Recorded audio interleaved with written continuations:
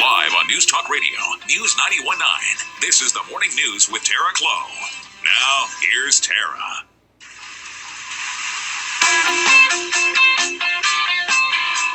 Welcome back to the Morning News on News 91.9 and News 88.9. Thanks so much for joining us this morning.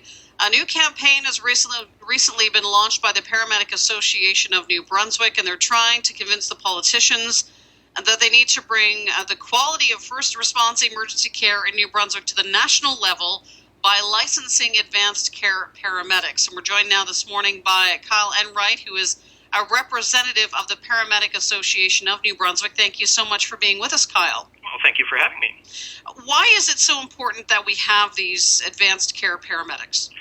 Well, we're trying to get the message out there that it's time that New Brunswickers received what we call the care you deserve. And New Brunswick is behind the rest of Canada when it comes to pre-hospital emergency medicine.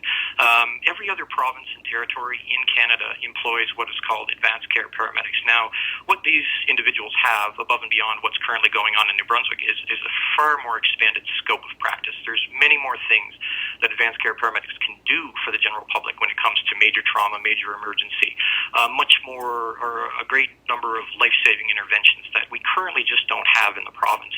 And the people of New Brunswick are suffering because of that. And it's time that the New Brunswick government realize this and changed. Just so our listeners understand, there are certain things, if you respond to the scene of an accident, for instance, and there are certain ailments or injuries that, for the most part, paramedics can assist, but they can't necessarily, if you have to rush someone to hospital, there is a potential with certain injuries that you may not be able to, you have to wait till you get to the hospital to actually treat them, right? Yeah, currently in New Brunswick, there's many ailments that the paramedics, it's not within their scope of practice to treat those ailments. But in every other province in Canada, the scope of practice does include a lot of these ailments that aren't currently being treated in New Brunswick. I can give you some brief examples. Say pain management for one. Everywhere else in Canada, paramedics carry very strong analgesic drugs, things like morphine, fentanyl. In New Brunswick, for reference point, in about 1970, if you called for an ambulance and you needed pain management, the paramedics would show up with a nice pack and a splint. Currently, 44 years later, if you call an ambulance in New Brunswick and you have a great deal of pain, the paramedics are going to show up with a nice pack and a splint. There's been no progress whatsoever. So, that being said, the government has mentioned that, they may implement some basic pain management medications in the near future, things like nitrous oxide. If you're familiar with that, that's laughing gas, and it works. It made me laugh when they said they were going to give it to us. It's a very weak pain management medication. They're talking about things like strong Tylenol. That's not the type of pain we deal with. We deal with agonizing pain, major bone fractures. I picked up an elderly gentleman one time. He was a farmer. He was tough as nails, type of guy that would kick a hornet's nest and laugh while they stung him. He climbed up on the top of a woodpile, fell, fractured his hip severely. He was in agonizing pain. And if I was in any other province, I could have given that man some pain medication and we could have moved him easily. Instead, I had to listen to him scream and cry while we tried to get him out of there, and it was completely unnecessary. Is there a reason why we don't have those those licensed advanced care paramedics to this point? It would seem like a given to me. You're there to assist individuals when you go to an accident scene or to whatever else it may be, that you would think you'd be able to help them that way to control their pain. And is there a reason why we haven't seen this as of yet? Well, it's because the government hasn't implemented advanced care paramedics in the province. Yeah. Every other province, governments have seen the need and done the implementation, and in New Brunswick, they haven't. People say New Brunswick's 20 years behind the rest of Canada. I don't like to say 20 years. I like to say New Brunswick is one decision behind the rest of Canada, and that is for the government to make the decision to implement and allow the practice of advanced care paramedics in this province. Those are, some things that are going on out there. I had a young child that was in a severe seizure state, and I was 40-some minutes from the hospital, and this child, I had to sit there and watch go through convulsive seizures for 41 minutes. The only thing the child needed was a benzodiazepine, and if I was in any other province, I could have administered that drug and stopped the seizure. Instead, I had to fight to keep the child's airway, I had to fight to keep the child breathing, and when we got to the hospital, the doctor administered the benzodiazepine that I could have given 41 minutes ago, and that child stopped seizuring. That child suffered needlessly, completely unnecessarily, and this goes on every single day in this province. So members of the Paramedic Association of New Brunswick are talking to politicians to try and make this happen? Yes, absolutely. We have been for a long time. And they haven't budged at all on this? Well, the Liberal government 8 years ago promised the people of New Brunswick advanced care paramedics, and their term came and went. The current government 4 years ago promised the people of New Brunswick advanced care paramedics, and it looks like their term is coming to election in September, and they still haven't implemented. And it's like you said, when we talk to people, they say, well, this is a no-brainer. This is something that just makes sense. But for some reason, nobody's moving on it. And I think it's because the people of New Brunswick just are not aware that they are not receiving the same standard of care as every other Canadian citizen. They're not receiving the level of treatment. And this is possibly costing some New Brunswickers their lives. There are some people that possibly lose their lives unnecessarily because if they were in another province, the paramedics could have done more.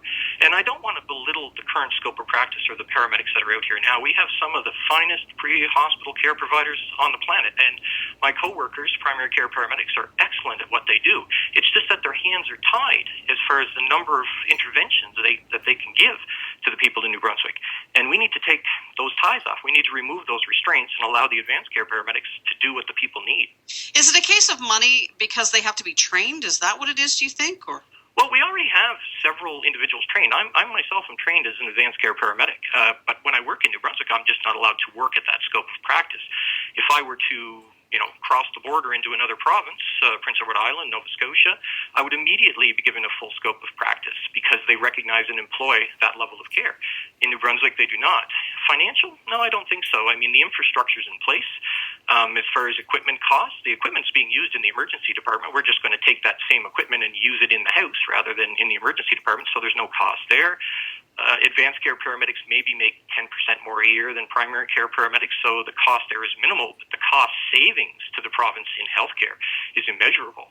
Like the amount of money we could save if we intervene earlier, if we prevent some people from getting incredibly sick earlier, that correlates into less time in the hospital, less time recovering, and at the end of the day, the money saved far exceeds the cost of implementation.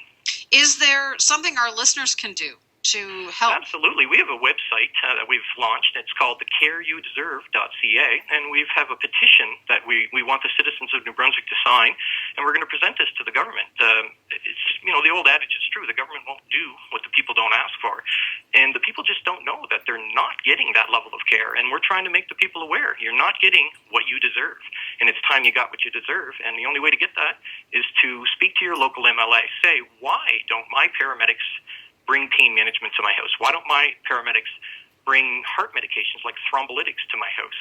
Another golden example, if you have a heart attack, we'll say Nova Scotia, for example, they carry a drug called a thrombolytic.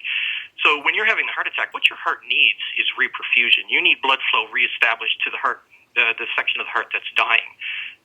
In Nova Scotia, they'll administer that drug right in your living room, and they will restore blood flow to your heart. They will stop your heart attack in its tracks. In New Brunswick, we don't do that. We'll put you in the back of an ambulance and we'll drive you to a local emergency department. But the whole time we're transporting you, we're providing you with what we call symptom relief, some nitroglycerin, oxygen, stuff like that. But that's not fixing the problem. It's kind of like putting a Band-Aid over a bullet hole. Looks great, but not fixing the problem. So when you get there, you'll receive the drug you needed, but you could have had that drug 45 minutes earlier. And that could have saved heart muscle, could have prevented things like congestive heart failure, could have improved your quality of life after that heart attack. Thank you so much for joining us this morning, letting our listeners know about this. No problem. I'm glad you were listening. Colin Wright, who's the representative of the Paramedic Association of New Brunswick, talking about the campaign that's going on. We will certainly post that website if you want more information up on our Facebook page and our Twitter feed.